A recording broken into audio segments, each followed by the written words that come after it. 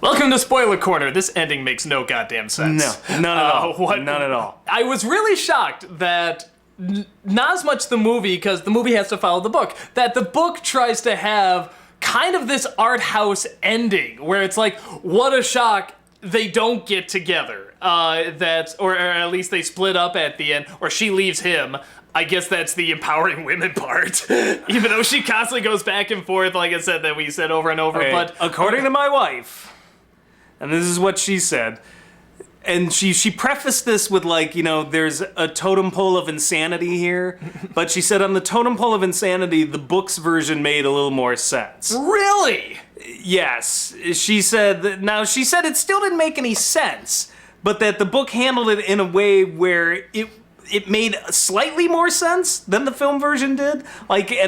This is just what was being paraphrased to me. That was her opinion, but I'm like, but it still made no sense, right? And she's like, oh, none at all.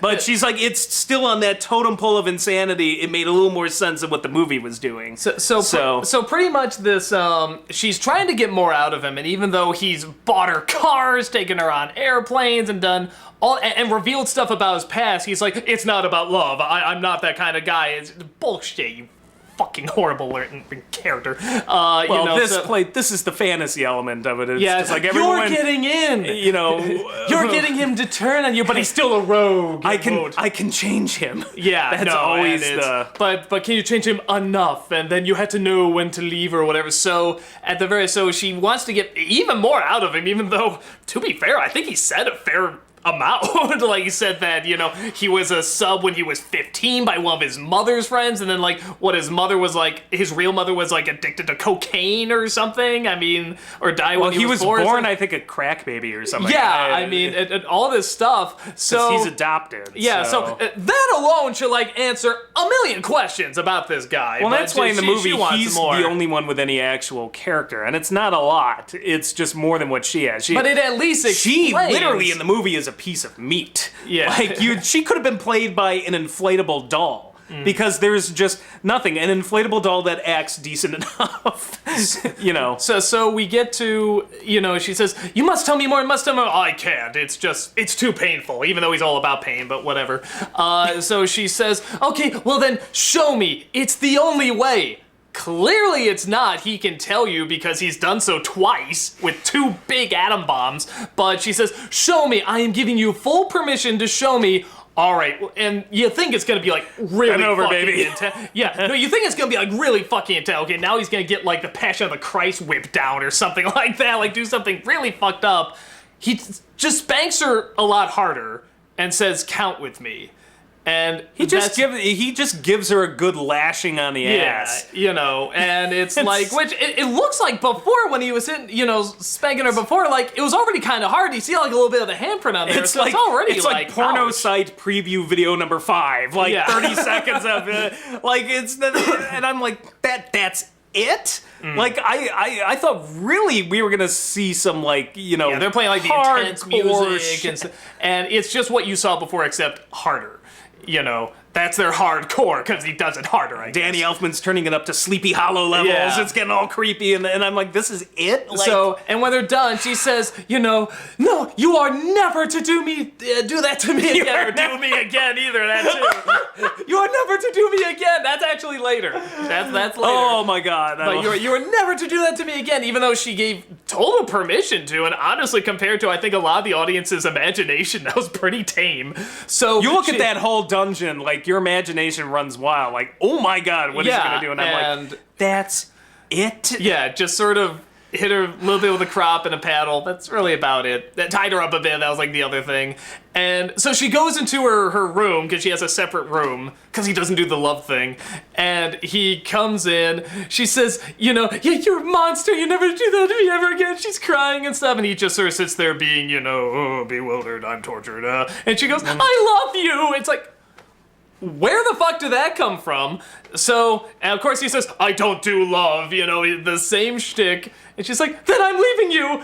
So she walks down to the elevator, and then at least in my opinion, in one of the strange twists of this entire movie, the best piece of acting out of both of them happens in that last bit there, because he, runs to stop her.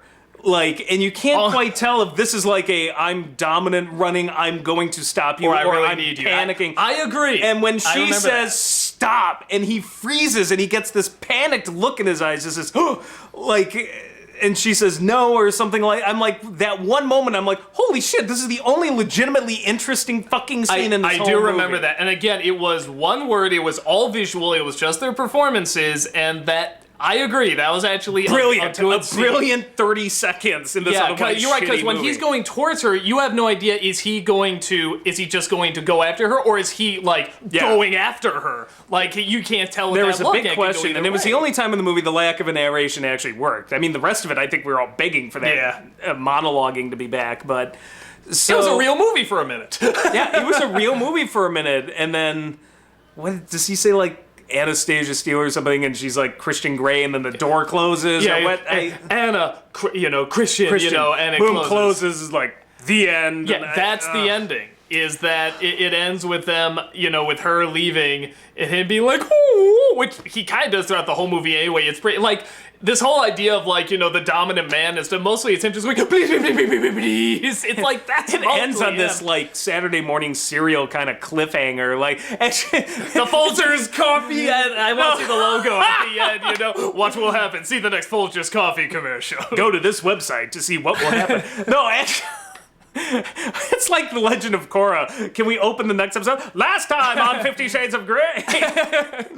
Or like an episode of the old Batman show. Like, no, she's in quite a bind. Oh my god. But yeah, so that's this ending, and clearly the way the movie is set, the story I should say, is set up, maybe if it was written well, this could work, but it's clearly not diving enough. Well, there's clearly a role into what they're doing, and it's reversal, not going into detail, and it's not making sense. There's clearly a role reversal, and she's clearly asserting herself in the last 10 seconds of the movie, but it comes out of nowhere. I'm like, okay, so here's my issue with this. And anybody... interesting thing, so... My wife was telling me about this book, and then she was reading me sections, and we were, like, literally laughing out loud. And I ended up talking to you about it, and the next thing you know, at the conventions, we're all reading it in silly voices. Yeah. And, so... When this book came out, I'm like, I'm really curious, because when Twilight came out, I would keep reading these reviews about how awful it was, so I typed in 50 Shades of Grey to look up reviews of it, because I'm like, I have to know what people are saying about this, because this just looks so silly. A good chunk of the reviews that came up were from actual people into BDSM. Mm. Like, they're into the lifestyle, the club scene, everything. Those might be the first people that would go get it, the more I think about it, because they're like, oh boy, this is going to tell my story or something. It's like, I'm sitting here and I'm like, all right, I'm legitimately curious. So some of them were written reviews, some of them were like YouTube videos. They all hated it. Like, really can't stand this book because it apparently violates all the principles of the lifestyle. And that is most evident in the end there. It's evident in some early scenes where he pretty much just, like, grabs her, throws her down, like, ties her wrists together, and then just has at it. She never gives any sort of consent. She doesn't stay... But she doesn't fight back either. Ooh, yeah. See, what's she going on say, here? It's dangerous. That's the dumb she doesn't romance say, novel. yeah, she doesn't say stop, but it's vaguely kind of rapey. I don't know how else to because she no, but you kind kinda of said it. She doesn't really say stop, and the way that she plays it, at least, is that hey, I'm willing to kind of try. But in a movie that has paperwork, it has fucking paperwork. Yeah, and here's written where consent that is never signed. Here's where the not having the inner monologue really makes it more insidious to me, because in the inner monologue, at least you could be like, oh my god, it felt so great. Oh, I can't. But without that, and you're just like, what's going on in her head? The scene plays even creepier in the film than it does in something like the book. So that happens, but at the very end, it's where it's really painfully obvious, because you're exactly right. He went through all of this work to draft this contract, and that was one of the few kind of funny scenes in the movie where she's like, strike out fisting, strike out this business meeting. And according to my wife, that wasn't in the book as much. They played it differently, and actually maybe one of the things the film did better. Yeah, I like the way, and again, it was both kind of funny, but, it's, like, that worked for me. And that was actually, again, because they have to actually just talk off each other, work off it. They both know it's strange.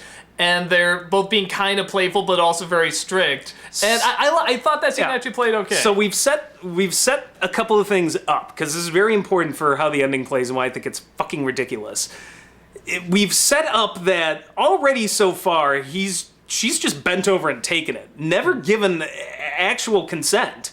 She just kind of sits there and takes it. I guess we're left to assume she likes it because she doesn't say anything, but it's still a set of weird scenes.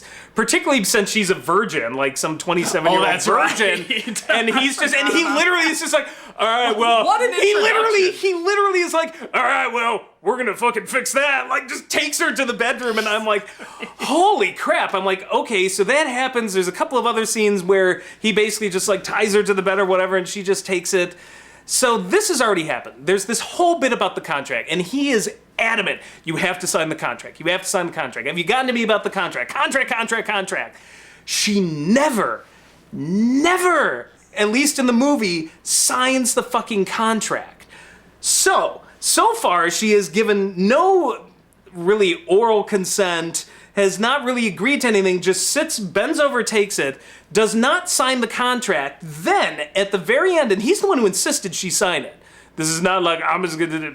She never does. And then she asks him to go full force. She asks him and says, show me. I insist that you fucking show me what the hell, is full force or whatever. And he's like, again, are you sure? Yes. So he bend over, straps her to some table or whatever, and then proceeds to whip her ass, 10 times? 30? I don't know. Not 30. He says it was 10. He's like, count with me, 1, 2, 3, and like the scene's played up like she's in legitimate real pain.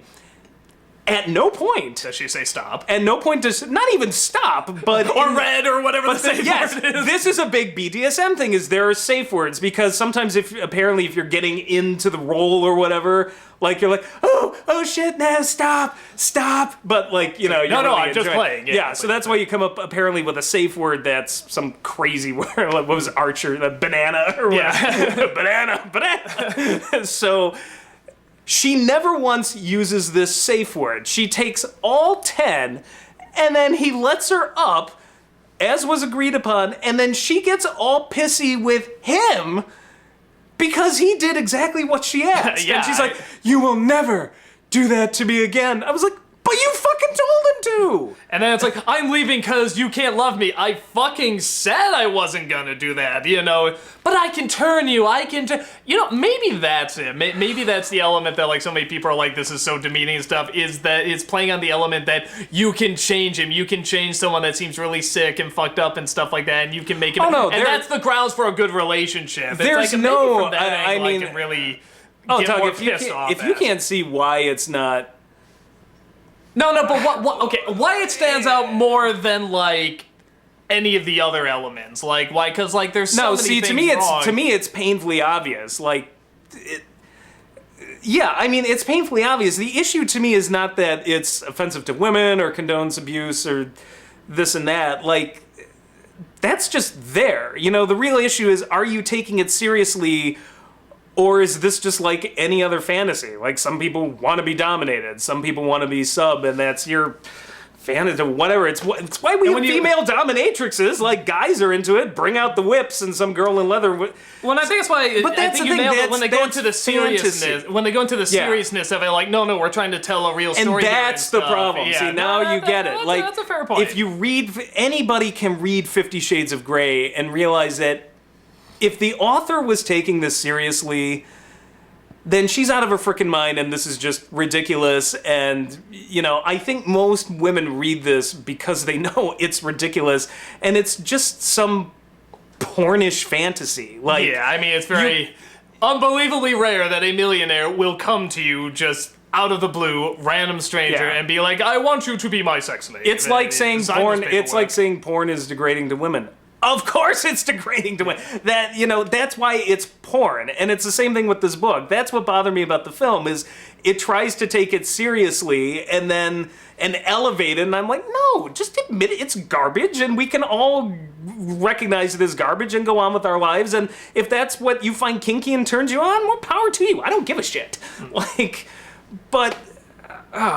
yeah, that whole ending makes no frickin' sense. Well, and like I said, for something that's supposed to, as you said, be garbage, be smut, housewives are going in to, get their smut on and stuff like that, to try and suddenly have this meaningful ending to something that clearly has no meaning to it is so bizarre. And I think it catches...